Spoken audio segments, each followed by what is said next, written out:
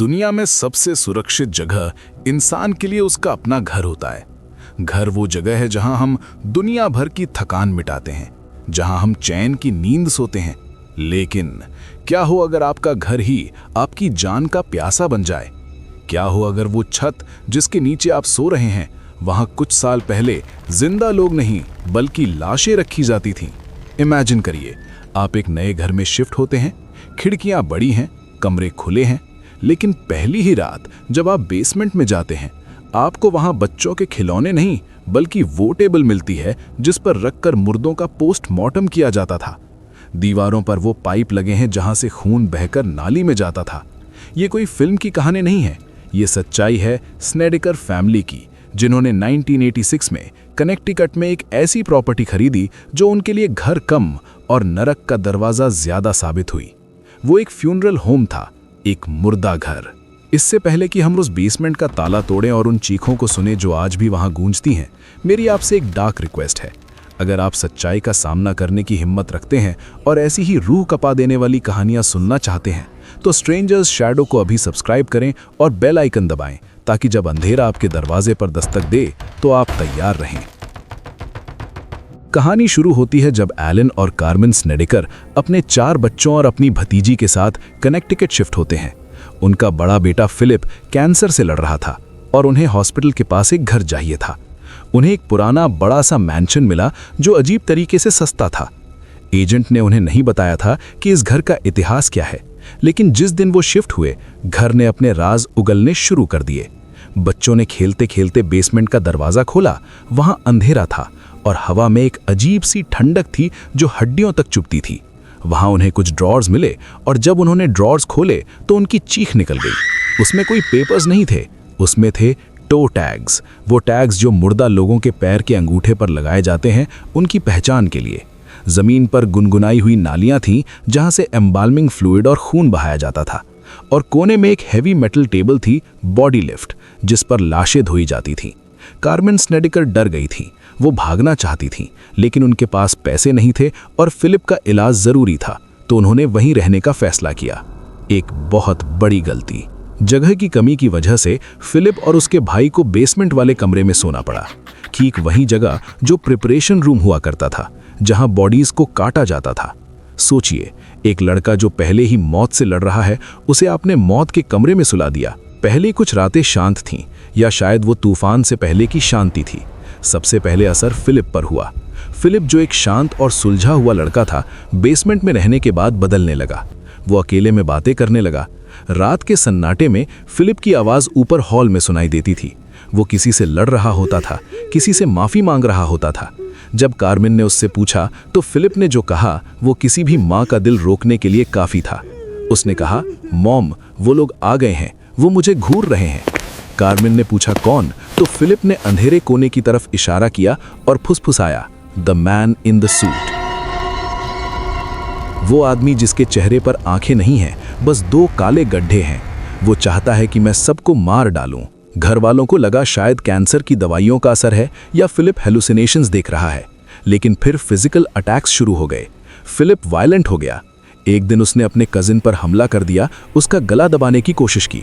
जब उसे रोका गया तो फिलिप की ताकत किसी नॉर्मल बीमार लड़के जैसी नहीं थी। उसकी आंखें पलट गई थीं, सफ़ेद हो गई थीं, और उसके मुंह से एक जानवर जैसी गुर्राने की आवाज़ आ रही थी। वो फिलिप नहीं था, वो उस बेसमेंट की कोई पुरानी आत्मा थी जो अब फिलिप के शरीर को अपना घर बना चुकी थी। सिर्फ फिलिप ही नहीं, अब घर ने बाकी लोगों पर भी हमला करना शुरू कर दिया था। ये हॉन्टिंग पोल्टरगाइस्ट से बढ़कर थी, ये डेमोनिक थी। कार्मेन बताती हैं कि अक्सर जब वो किचन में काम करती थीं तो अचानक पूरे घर में सड़ी हुई मांस की बदबू फैल जाती थी, जैसे किसी ने दीवारों के अंदर लाशें चुनवा दी हों। वो बदबू इतनी तेज होती थी कि सांस लेना मुश्किल हो जाता था, और फिर अगले ही पल गायब हो जाती थी और फूलों की खुशबू में बदल जाती थी, वैसी खुशबू जो फ्यूनरल पर रखे गए फूलों से आती है।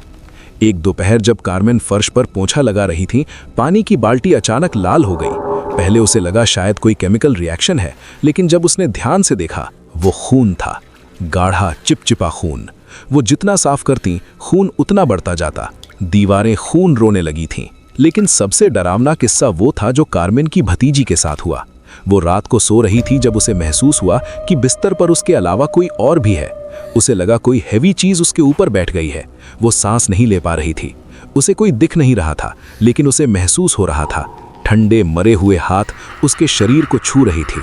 उसकी नाइट गाउन फट गई। वो चीखना चाहती थी पर आवाज नहीं निकली। ये घर अब उन्हें सिर्फ डरा नहीं रहा था, ये घर उन्हें फिजिकली हर्ट कर रहा था, उनका कर रहा था। एक और वक्त जब कार्मेन शावर ले रही थी, शावर कर्टेन अचानक अपने आप हिलने लगा और उसने कार्मेन के चेहरे को कवर कर लिया। किसी इनविजिबल फोर्स ने कर्टेन को कस के बंद कर दिया। वो उनका दम घोटने की कोशिश कर रहा था। कार्मेन ने बड़ी मुश्किल से कर्टेन फाड़कर नंगी हालत में बाथरूम से बाहर भागी।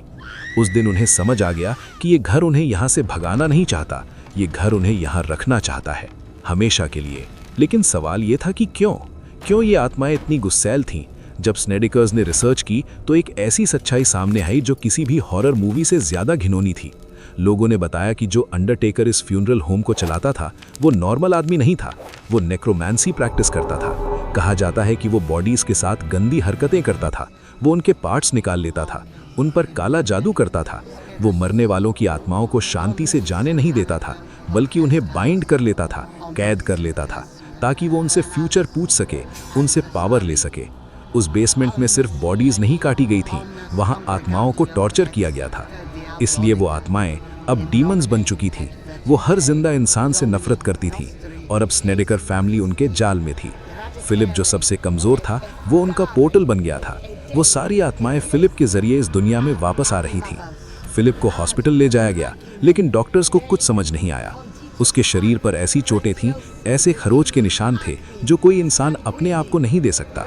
उसके पूरे शरीर पर नो और हेल्प जैसे शब्द उभर कर आ रहे थे, जैसे किसी ने अंदर से स्किन को जलाया हो। जब सिचुएशन हाथ से निकल गई तब एंट्री हुई दुनिया के सबसे मशहूर पैरानॉर्मल इन्वेस्टिगेटर्स की, एड और लोरेन वॉरेन की। लोरेन वॉरेन जो एक क्लैरवॉयंट थी, उन्होंने घर में कदम रखते ही कहा, यहाँ मौत है, हर कोने में मौत है। लोरेन ने बेसमेंट में जाकर देखा और उन्हें विजन्स आने लगे। उन्हें दिखा कि कैसे बॉडीज को चेन से बांधा जाता था। उन्हें चीखें सुनाई दी। उन्होंने बताया कि यहाँ एक नहीं बल्कि हजारों आत्माएं हैं और उनका लीडर एक डीमन है। उन्होंने एग्जॉर्सिज्म परफॉर्म करने का फैसला किया। जिस रात एग्जॉर्सिज्म शुरू हुआ, स्नेडिकर हाउस पागल हो गया। दीवारें हिलने लगीं, फर्नीचर हवा में उड़ने लगा, कमरों के दरवाजे अपने आप जोर जोर से खुलने और बंद होने लगे। ऐसा लग रहा था कि पूरा घर गिर जाएगा। फिलिप जिसे चेयर से बांधा गया था, वो चेयर समेत हवा में लेविटेट करने लगा। उसकी आवाज किसी मर्द की आवाज में बदल गई जो लैटिन भाषा में वॉरेन्स को गालियां दे रहा था। एड वॉरेन ने बाद में बताया कि उन्होंने अपनी जिंदगी में इतना गुस्सा, इतनी नेगेटिव एनर्जी कभी महसूस नहीं की थी। वो डीमन उन्हें चैलेंज कर रहा था। बड़ी मुश्किल से घंटों की स्ट्रगल के बाद वो घर थोड़ा शांत हुआ, लेकिन वॉरेन्स ने स्नेडिकर फैमिली को साफ कह दिया, निकलो यहाँ से, अभी इस घर को साफ नहीं किया जा सकता, ये जमीन श्रापित है। स्नेडिकर फैमिली ने उसी रात अपना सारा सामान छोड़कर वहां से भाग निकले। वो कभी वापस नहीं गए। किस्मत से वो घर छोड़ने के बाद फिलिप की तबीयत सुधरने लगी। उसका कैंसर रिमिशन में चला गया और वो कुछ और साल जिंदा रहा। ऐसा लगता था कि वो बीमारी उस घर से जुड़ी हुई थी।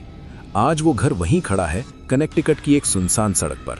लोग कहते हैं कि नए ओनर्स ने उसे रेनोवेट कर दिया है, बेसमेंट को पूरी तरह से बदल दिया है।